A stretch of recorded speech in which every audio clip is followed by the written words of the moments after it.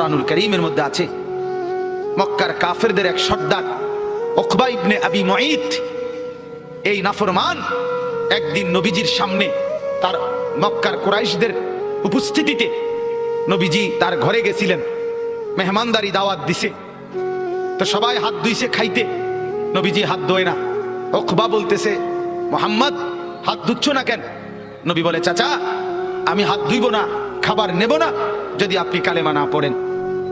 উকবা বলে, হায় মুহাম্মদ, তুমি তো আমার আটকায় দিলা, এখন যদি মেহমান ফিরাই দেই তোমাকে, তাহলে গোটা মক্কায় ছিচি পড়বে, সর্দারের ঘর থেকে মেহমান না খেয়ে চলে গেছে, এটা তো আমি সইতে পারি না, যাও কালেমা পড়ে নিলাম। কালেমা পড়ছে, পরে নবীজি খানা খাইছে, নবীজি চলে গেছে।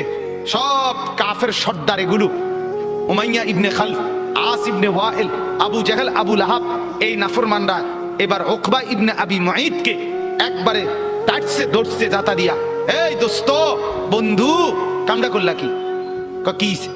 একসাথে বন্ধুত্ব, একসাথে চলি ফিরি, আজকে এত বছর একসাথে বন খাই, একসাথে বিড়ি খাই, একসাথে গপ মারি, একসাথে মানুষের বেড়িতে দিকে ফিসে ফিসে হাঁটি, আজ এতদিনের সম্পর্ক আমরা সব সিটারি একলগে করি, সব বাটফারি একলগে করি, তুমি কামটা কি করলা? এতগুলো বন্ধুর ইজ্জতের দিকে না তাকাইয়া মুহাম্মদের কালেমা পড়ে ফেললা। দোস্ত মনে তো চাইছিল না, কিন্তু বিপদে তো পড়ছি, তোমরাই দেখছো, কালেমা না পড়লে সে তো চলে যাবে, তাইলে তো আমার বদনাম হবে, মেহমান ফিরে গেছে, সেটা তো আমি চাচ্ছিলাম না। অন কি করতাম কও?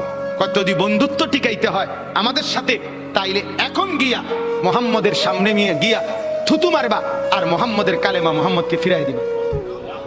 এই জানোয়ার, এই বেঈমান গেছে ঠিকই, গিয়া রাসূলুল্লাহ সাল্লাল্লাহু আলাইহি ওয়াসাল্লামের সামনে থুতু মেরে এরপরে বলছে, মুহাম্মদ তোমার কালেমা তোমাকে ফেরত দিলাম।